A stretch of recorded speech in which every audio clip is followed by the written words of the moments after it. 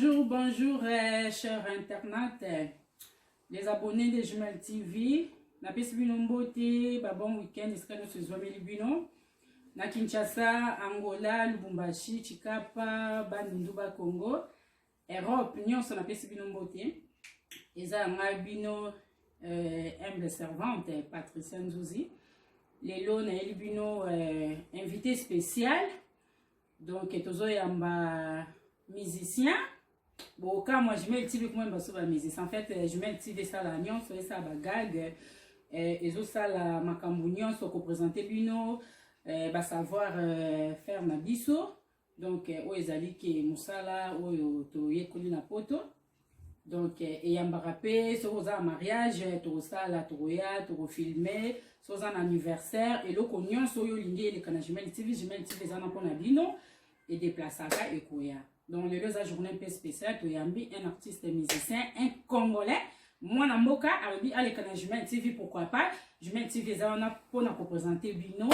Sans plus tarder, je vous présente mon invité spécial, c'est Orly. Bonjour Orly. Ah ouais, bonjour. Comment ça va? Ouais, ça va tranquille et toi? Bon week-end. Hein? Ouais, pareillement, merci. Ok. Les lots Nayambio. Zaki journée un peu spéciale parce que Zamba Liboso nos abonnés ba au monde qui te yambi Orly ndenge nini na baki ke na début que nous présenté Orly ya monte te ba Orly aza vraiment nani faut qu'on répondre na ba question na ngai. Ouais, plaisir à ebele donc plaisir pour au monde na yo ya pour invitation na yo ya koya donc pour se présenter devant le public, donc Liboso ça nous bien, merci beaucoup vraiment. Ok. La peste tout ba moté, bonjour à tous. Donc moi naza artiste et musicien congolais. Oui. Artiste et musicien congolais donc na beta en musique na quoi. Na bani musique na depuis Congo Kinshasa. Depuis na zape ko na yebe ko évoluer na poto quoi. Donc voilà quoi. Naza artiste et musicien. Ok. Ouais. Orly, ça fait combien de temps vous avez poto, au bani musique yango wapi et puis idée wana aux gens on ndenge ya obeta musique et vous avez mon allié mon na famille, les héréditaires ou bien les idée na yo, bien ba sentiment ka ko bien les camarades ou bien musicien mo ya mboka ou sepela ni mingi mo bien poser musicien. Non, moi na bani musique arrêté. Arrêté donc. Nous les na banon déjà depuis Kinshasa. Depuis Kin. Donc, ils ont un sentiment à robert ta musique. Ils ont un sentiment vraiment à robert ta musique. Ça allumé. Musique n'a pas arrêté depuis Kinshasa. Depuis qu'il n'est qu'on est là, on a continué la musique non quoi. Ok. Écoutez mon musique non et ça domaine on a les gens qui ont mis depuis le mois non. Ok. Donc il y a des gens qui ont vraiment mis la zac dans mon tout le monde donc ceux qui n'ont eu aucune musique. Donc, place tout dans les relations, ça soit puis tout sur les musique, ils ont bêta, donc vous n'avez pas de nayoka. Ok. On a 4 makila. On a 4 makila. Donc, ils ont 4 makila. Donc, le rwanda dit tata leki, papa leki na biso, azaki musicien, malgré toi Koufa, et en son nom, malgré musicien, donc ils ont chez le monde la famille quoi.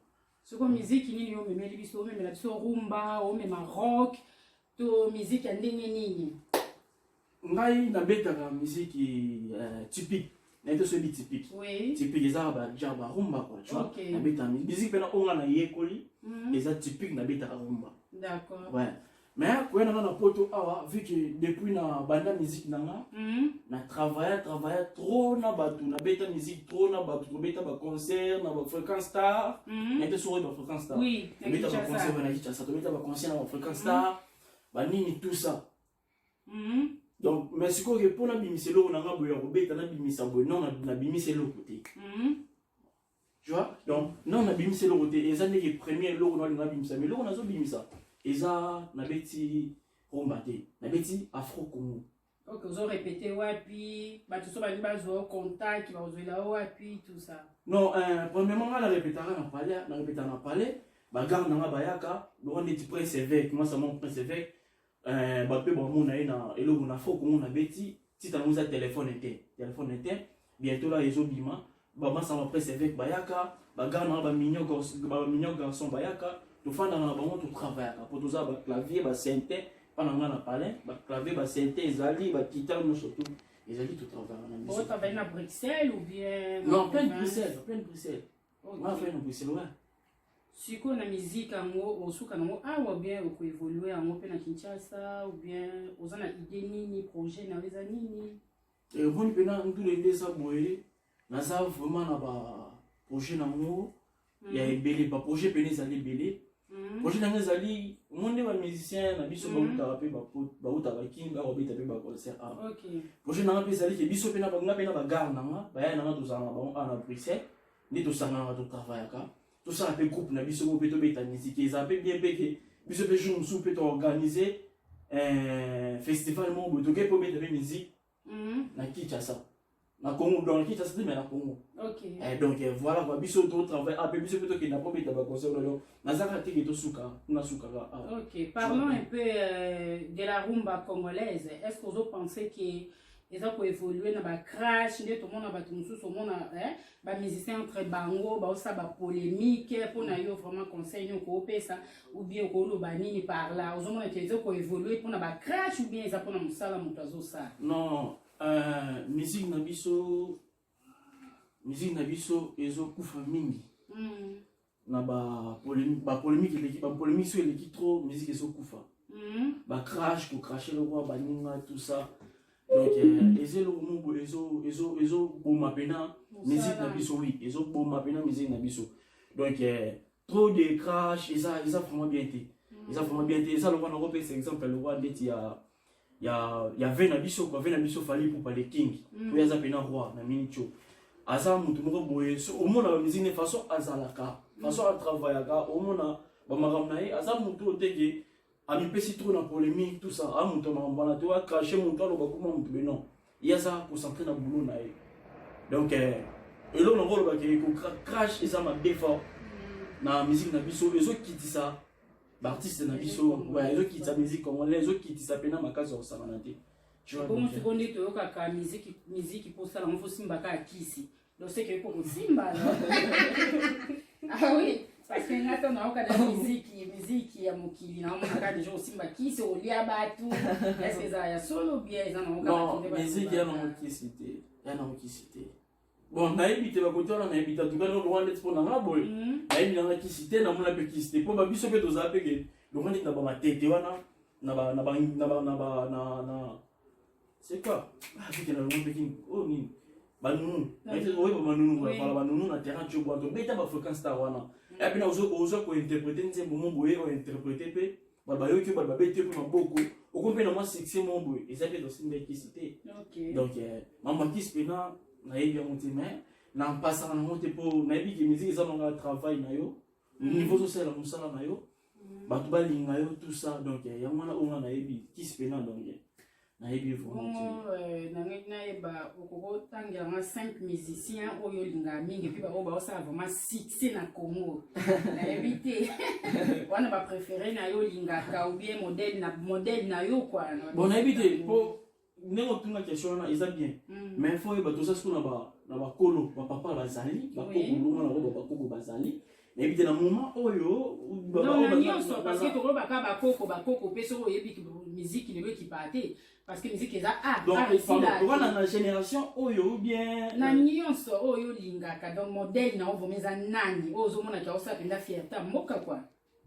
J'ai pas compris bien la question. Na bibo ko tangela nga 5 musiciens oyo lingaka et puis oba osa fierté ya mboka. Bon oyo nga lingaka na tina mpanzi mais oba osa fierté ya mboka na minicho on a aussi côté na par rapport ya génération oba bimi lelo oba osa fierté ya mboka na longo na ba papa na biso ba koko na biso ba kofi ba veo ya ba ve chona longo ba na moment oyo ba osa la moi fierté ya mboka ba so moi te mais fierté ya mboka ezali Fally Ipupa du Cap la Merveille Ferrego la Jésus des Nuances Héritier Watanabe Costa Nova Montona Tembe mon leader na linga kai tellement mingi na mutubo na préférer pe na beta l'orchestre na aimé et simba raté na par rapport qui na préparer pour les tests ndege mambo voyage PLR na début na voyage na innocent balume les jeunes leaders azo ça la fierté mboka donc 5e ndé ah et ça pena moi basa na basa mi balé on ndeko na bifa na biso Robin Mundibu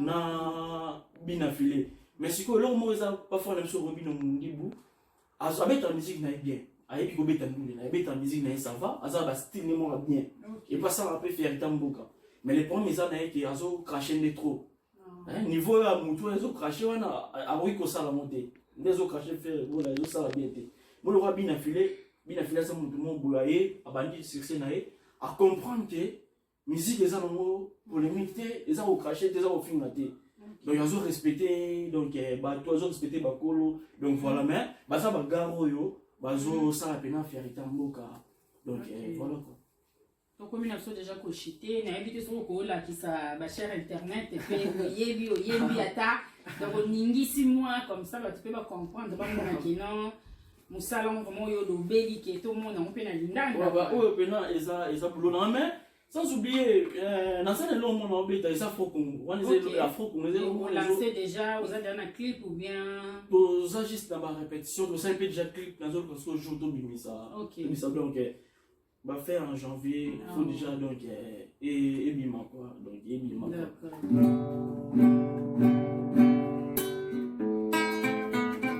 Vous avez un mot de ça.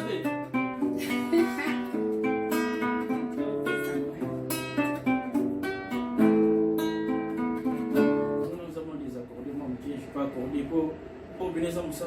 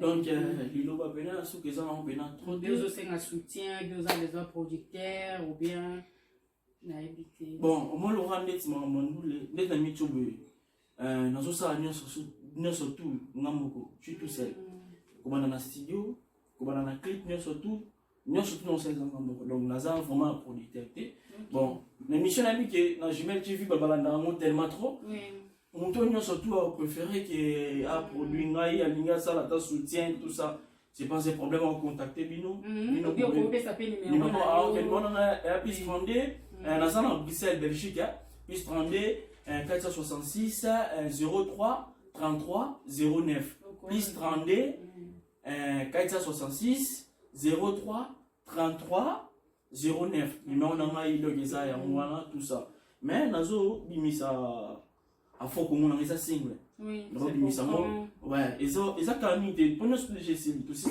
surtout donc nazo c'est là moi ma nous les cas ba confirmer tout ça pour na lancer à moi donc voilà en tout cas merci vraiment la présence na on c'est puis mingi ko lekana Jumel TV na invité sur za na mabanga ya kubwaka na yo c'est bazali pour 25 personnes mabanga et ratarati on laisse ngara faut boire et ça vraiment bien tala ko bandi na suba bakule bazo boire banda nani na puissant ba qui ne sont mais bazo boire banda nani naza on a boire ya na pomte garçon de l'X italien Lio on a zali masala na mo boye pena à soutenir ngai na mambebele tout ça donc Mich Kakabe ya Bocardino président Banibali donc charge à Baboka Héritier Kabongo cancer européen fils Kabala Chris Niembo, Christelle Kapinga, Donc relation ça moins trop mais batabura bazama trop mais kokina chimara tout ça bazama trop riche pinda noble donc balbazo pina moins trop mais donc voilà. Merci beaucoup cher internet no moni to kombina sona suka donc kita resoleta na pena zo kwa mo batu na ngai na kwa ki Corinne Makitika donc wana vraiment mutu na ngai na kwa ki sans oublier pasteur Kebale Joël la Sosa abondeli toujours pour na mutu na yo France Landou Nadège Mbenga Petit Lombe Sana Lombe, sans oublier ma sœur Arlette Lemvo, famille Lemvo, nous sommes appelés Beauté. Mon nom est Vanny Kenda, on appelle ce Beauté, tout le monde, ma sœur jumelle qui est derrière la caméra, on appelle ce Bambote, on appelle ce merci, nous sommes au Salé Libiso. Nabo Sanité Angelonga, Lazare Boramani, Rachel Sotongo, Nabo Sanité Lissousou, Boleki tellement ébélé.